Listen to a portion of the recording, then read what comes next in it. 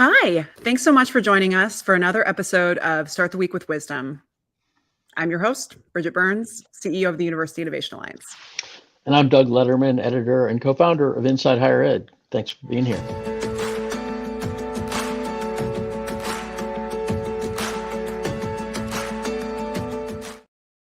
Sorry to cut you off, Doug. I just felt like, That's okay. Really, I was muted. So there you go. We really wanted, we're so excited to be back filming these shows and surfacing wisdom, which is what we do. We want to elevate the leaders and the values and the voices that we think are leading in the sector and we should be elevating. So really excited to finally be back having these conversations. And today is definitely going to be one of those really good ones. We are joined today by Taylor Randall, who's the relatively new president of the University of Utah, though he's been at Utah for a long time. He and Bridget have some news to share, or recent news. Welcome, President Randall. Thanks for being here. Hey, thanks for having me this morning, Doug. Bridget, it's great to see you again.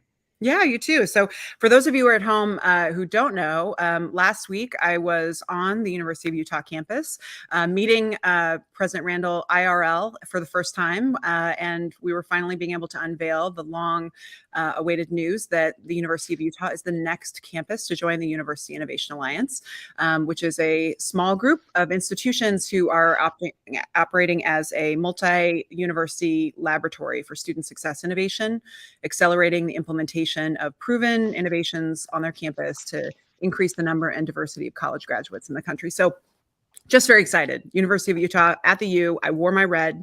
We have lots of photos wearing red. It was perfect. So, you couldn't have been more on brand for us anyway. We appreciate it. And we're very excited to be part of this Innovation Alliance. It just meets everything that we're trying to do here at this university. So very excited to participate. Well, we're super excited. And it also gave me a chance to get to know a little bit more about you. And that's hence the episode and the chance for us to learn about your leadership, about what really draws you to this position. And especially because you have unique circumstances, I think, having been a longstanding dean that was beloved at the University of Utah to now become the president, that has to have some benefits that people know you, but again, challenges and that everybody knows you. So we're really excited to learn how you navigate that unique circumstance of coming in as a president in this moment. So we'll just start right there in terms of, I would love to hear your thoughts about that experience of being, loving this place, knowing this place, but the decision to step up and become the president, that's a big one. Yeah, thanks for that question. My history at this university goes back probably too many years. We're probably a family stuck in a serious rut. I come from a line of 3 generations of faculty members here at the University of Utah. So you might say we are nuts about this place. We're irrationally passionate about this place. And so for me, this is absolutely my dream job. This institution has meant so much to me over my career, but also my family's career. We've seen changes. We've seen almost 100 years of history here collectively with our family. But it's also been, I think, for us, not only part of our identity, but also kind of part of our mission in life is to make this university great for the state of Utah. And that's, I think, really the reason I took it. I will say, it obviously, as you step from being a dean into a much larger role, there's a lot to learn still. I knew a lot about the business school where I came from. I certainly knew a lot about the university through the interactions I had. But one of the first things you've got to do is just sit down and assume you don't know as much as you think you do and listen to individuals. And I spent 6 months, and it was probably the most invigorating 6 months I've really ever had in a career. I wish I could have taken you with me. It was like I was like a kid in a candy shop, just listening to the remarkable things that happen on this campus, the individuals that have passion for higher education or the research they're doing. It was an absolutely spectacular experience. And what I did learn is that there was a lot to still understand about the dynamics of this university and how it worked and where it wanted to be. And it's a university that has incredible ambition, but also has a heart that is larger than anything I've ever been able to kind of even comprehend. These are people that want to have societal impact on an unparalleled level. They want to address the needs of society, both educationally and on the research side. And to me, that is just invigorating every day I walk into the office. What you said about sort of learning, seeing things, and that you as in that learning experience during the ascendancy to the presidency that you hadn't understood before. Can you share a little bit about what kinds of things those were? Because I'm guessing, listen, the vast majority of our listeners are not in that role at their institutions, and presumably there are a lot of people at your institution who it would probably help you to if they understood it better. So what are some of those things that became clear that weren't clear as dean and faculty member, et cetera? Well, this is kind of part of my research style. I think my leadership style. I think you've got to understand the personalities, the heart, the soul, the values of an institution. And I certainly knew my part of campus really well. But when you sit down and begin to listen to other leaders across campus and what they're trying to do, you begin to see a much bigger picture and, quite honestly, a bigger set of values that you've got to kind of bring into the equation and into the leadership process. You begin to understand what makes people tick, what motivates them intrinsically. And I think what's amazing about higher education is you have a set of people that are just completely mission based, right? And it's very different than often the private sector, where it's kind of about money. And to understand those passions around campus. So, for example, we've got a massive health sciences side of campus, and they were, at the time I came in, just kind of at the tail end of COVID. To understand what they had been through from the nursing programs, and we all saw that on the news, but to just sit down and talk to them, try to understand how they were trying to make themselves more resilient was quite inspiring. And they were lessons that you could take to other parts of campus. I love that. And it just makes me think about one of the things that we should ask in the future, Doug, is what advice would you give to, if you were a dean, what advice should deans, what do deans need to understand about the presidency they don't understand, right? So I think there's definitely some illumination in the leadership journey there that super important, and about motivation as well. That's really great.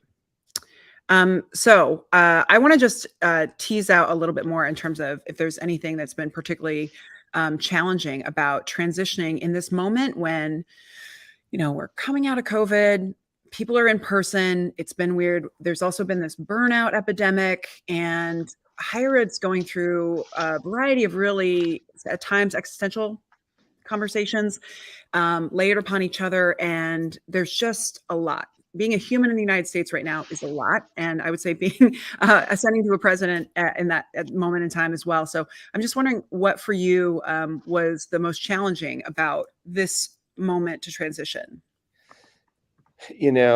There's no question that COVID just had an outsized effect on what we've been doing in higher education. And I would say the positive of it for me as a leader is it taught me to communicate and empathize in very, very different ways. You begin to realize in this COVID environment that any policy you lay down had such an individual impact.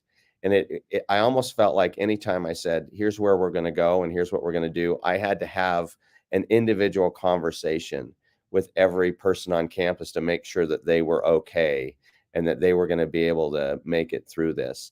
And so I think the expanded empathy through this whole situation has been a big positive. I think very differently now about implementing anything, right? Because COVID gave me the opportunity to see the various viewpoints in our faculty, in our students, in our staff.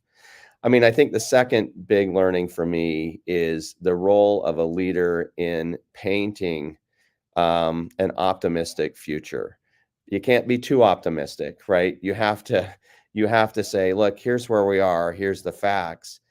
But fundamentally, our role has been to move people out of this, move out of, in some sense, some darkness and into some optimism and light. And That's kind of fundamentally what leadership is about. And you can't be unrealistic in that optimism, but it is your role. It is your role to say, look, we can do this. And it has to be a little bit more than, patting people on the back and say, there you go, let's go do it. You've got to make sure that policies are moving, that resources are moving, and that you're leading the way. I think that's really great. And I agree that had me, I hadn't thought about that if people were too optimistic, people wouldn't trust you. Especially you're in the midst of crisis, like it's not credible to act like everything's perfect. But you got to be upbeat even when things are hard. So that's I think that's an important nuance. Yeah, I'm curious how you think about the elements of doing that, because some of it obviously has to be picking people up and giving them hope. But in terms of the part, how do you get them? It also seems like you need to be able to be sort of transparent about the challenges and provide exhortation about the need and the potential ways to attack them. So what do you think are the key elements of that blending of the optimism with the sort of acknowledgement of the potential problems and how to solve them? I think one of the things that frequently worked for us is very open dialogue and gathering data from everyone. And quite honestly, I think this is something that's going to generalize in the future, just the way we all now deal with information. And so we had many, many large scale meetings, whether it was on Zoom, right? And most of the time it was on Zoom. And you just had to spend at least 20 to 30 minutes just saying, let's talk about the situation and the way you're seeing it. And that was really a data gathering exercise. We would share our data, they would share theirs. We would try to reconcile the differences. And once you did that and you got people on a kind of a common framework, right, for understanding where they were, then you could actually have really sensible dialogues. And I will say the following is, as a leader, you'd go in and you'd say, I think maybe this is where we ought to go. But I began to amend my process. I would maybe say going in, I need to be prepared to know what options we have available. And then I've got to listen to people, right? I've got to say, look, here are the 3 options that come out of this situation. Where are we on this? Where should we be? Where should we go? And often that flexibility in joint problem solving, built the trust, right? Because people saw the decision as it was coming. And so to me, that was a shift in my leadership style. It was, I couldn't walk in and say, this is where I want to go. I had to walk in and say, here are 3 options. Let's make this decision together. I think that's super interesting. Especially, it makes me think about how you make decisions as a leader and how it's not just about this balancing optimism with transparency. I think that's super important. But I also am just curious. It makes me think about as a result of COVID, as a result of working with your team so closely and being on Zoom calls and doing in crisis mode for the last few years, right? Has it changed how you like to make decisions as a leader? Oh, absolutely. It certainly, I mean, I think I had this philosophy before that, you've really got to bring people along, but I would say I learned how to do it, right? In that crucible of COVID, you realize, particularly with the limited forms of communication, that you had to have some patience. And you had to, while decisions had to be quick, you had to spend a lot more time just making sure that everyone involved in this decision had understood the logic behind it and had a voice. And, you're never going to, we knew this, COVID was the greatest example. You never please everybody, but at least you can give voice to those decisions. And I think it does help ultimately in the implementation because people understand why you're doing things. We've talked a good bit so far about the what, about the how. Maybe let's shift a little bit to the what, at Utah, but also maybe more broadly in higher education. What do you consider to be most significant kinds of change, transformation that institutions like yours need to be? And there may be a little bit of how in there as well, but you Yeah. know, in terms of, because I think there's a lot about change management that institutions need to change. But what Yeah. what is your sense of the key lines of attack for Sure. you? I'm sure on this show you've discussed all of the different changes coming, through higher ed, and we certainly are experiencing those in spades as well in our own shape or form. We're a public institution, and I fundamentally think we're at a point where we have to redefine what it means to be a public institution and redefine what our obligation is to our stakeholders, the state, in our case, state of Utah, the public at large through our research enterprise, but in particular our students.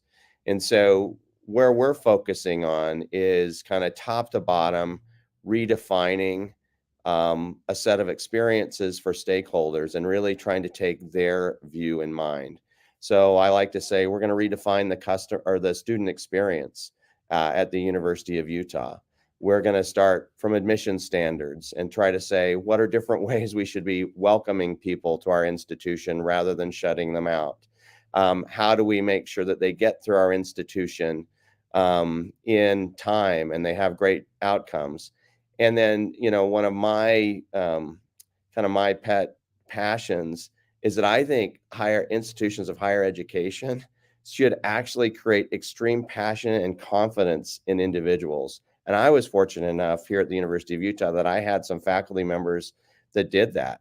They took me aside. They taught me how to learn. They taught me to know when I didn't know things, but instead of running away from problems, run to them. They taught me how to identify what made me tick in life and what gave me energy. And that, to me, that's the fun challenge on the student side of higher education, is trying to design a set of programs that make people just completely thrilled with where they're headed in life. Our other constituents are clearly, our state and our state stakeholders. What are we doing? If we're a research university, how do we demonstrate the power of a research university within the state? I'll give you a very specific problem that we're working on right now here in the state of Utah. The Great Salt Lake, if you look on the map, this great body of water is shrinking dramatically. It has incredible ecological consequences if this doesn't go away. If you're a skier, the powder goes away, right? The wildlife that surrounds that lake goes away. It's literally maybe a hemispheric event if we can't protect this lake.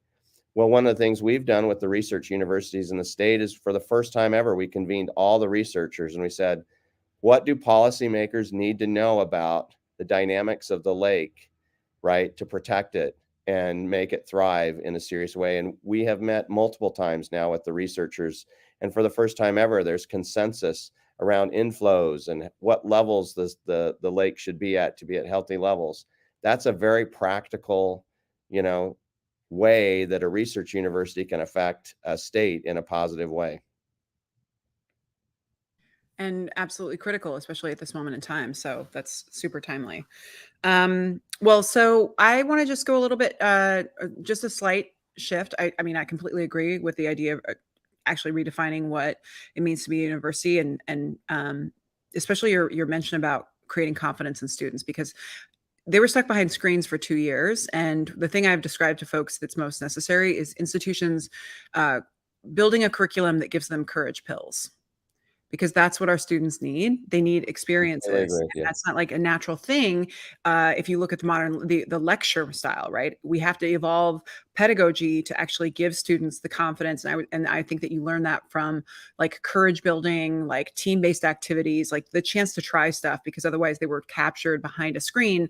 And they're the anxiety piece that we're hearing, one element of it is that they've been, basically just, stuck somewhere for a while. So I love that idea. So I want to shift to talking about what has surprised you about your career. Like, did you think that you were going to end up being a college president, especially at Not, your alma mater? yeah, not in a million years. It's that's been the fun part about my career. I mean, if you look back, for just a little, story, I'm an undergraduate business major.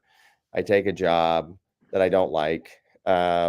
Interestingly, why didn't I not appreciate the job? Because I never did an internship.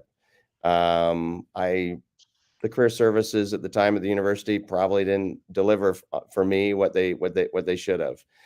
So I go to graduate school, and I go just to get an MBA, and I'm thinking, oh, I'll go become a consultant, or I don't know, a financial analyst on Wall Street. And as I'm in the middle of this, I remember those lessons from undergraduate. What makes you tick? What is your passion? And those things were not my passion. And I realized my passion was in the development of people and the development of ideas. And so my internship in an MBA was very non-traditional. I decided I wanted to go work with some faculty members to see what they were doing, and how they were affecting both students and what they were doing in research. Turned out it was the best summer I've ever had in my life. And at that point I said, well, I may have just spent too much money on an MBA. I'll finish it, but I think I'm going to head into a PhD program, and I want to get into higher ed. And that was probably the big turning point, was that summer internship where I realized this is what is fun for me. Well, that's a perfect testament to the value of higher ed, and also that makes me want to ask a bunch of questions about internships and Go for it. I'm a big fan of internships. I mean, I sometimes wonder if an internship is is it more important that it teaches you what you don't want to do or what you do want? Because for me, it was what I didn't want to do. And that was so helpful to not have to waste a career learning that lesson. So interestingly, I think the first ones, my opinion is the same as yours, Bridget. I think it actually teaches you what you don't want to do. If I told my kids they couldn't make the same mistake as I did. They needed to do internships after their sophomore, junior years. And if I look at the evolution of those kids and those internships, it was always, yeah, that wasn't what I liked, but I did see something over in the next room that I thought was, my passion. And so then they moved over into the next room, and that was extremely valuable. That's great. Yeah, what we need to do with that is, if all we're doing is 2 summer internships, that's not a lot of opportunities. So that's figuring out how to build shorter term work experiences in that give you more chances to both learn what you like and what you don't like, is clearly one of the directions we need to move in. No, Doug, I absolutely love that idea. So you think about, how do you reconfigure curriculum to be able to provide those learning experiences? Interesting thing, when I became dean at the business school is I realized that the curriculum was exactly the same as it had been 25 years earlier. So we did something really basic, and I'm sure you all have done it. We bought 10 pizzas, and we put 20 students on a couch. We said, we'd like you to just tell us what you would like to see if you were a freshman coming in to this university and you're interested in business. And they laid out a pretty simple plan. One, we want to be able, your curriculum doesn't allow us to explore possibilities. So we want to do fast case studies where we actually get to go to companies and we get to talk to people and understand their careers. Okay. 2, we want to be with each other while we're doing that, right? To your point, Bridget, this is not a group of students that wants to be on screens. They wanted group projects. They wanted to do case analyses. They wanted to get as involved as possible in these companies that they were going to go visit. 3, they actually wanted it to be fun. Now, I know that may sound like an odd concept, but that is one of our design principles, that education should actually be fun. And so we could accommodate that. And so really, out of 10 pizzas in an hour, the entire first year experience at the business school was recreated. And we're now taking that simple way of doing things around our entire campus. We're redesigning our science curriculum, based on that. We now have freshman lab experiences where you can go in and work on industrial sized problems that are actually given to you by industry in your freshman year. You get to visit those companies where you'll go visit, or where you potentially work as if you're coming in out of a STEM degree. And again, it connects people to their passions really early on, and suddenly they guide themselves through higher education at a very, very different viewpoint. I love That's that. a pretty good return on investment for that 100 or $120 for the 10 pizzas, right? I don't know. I haven't been in Salt Lake for a while, but yeah, we use coupons, Doug. So okay, there you go. Perfect. 60. Perfect. That's awesome. Well, this has been really wonderful, President Randall. I just want to land the plane with our questions that our viewers always love, and so it's kind of rapid fire. The first one is the advice that if you think back on the best advice and most valuable advice that you received, I'm just curious, what advice was it, especially about helping you with your career? Never make a decision solely on money. Make it on your passion.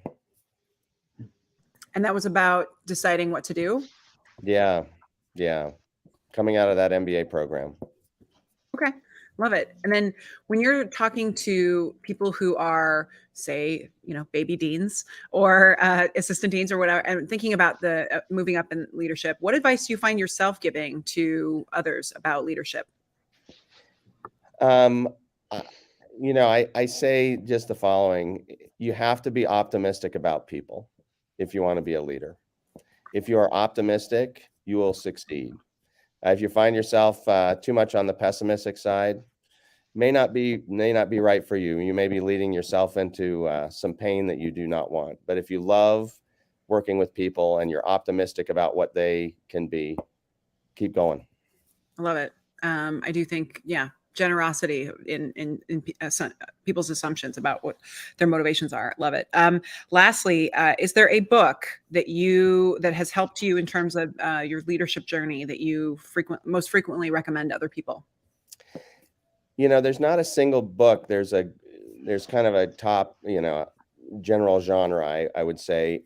I find history to be the most instructive leadership manual I've ever seen. I love Doris Kearns Goodwin.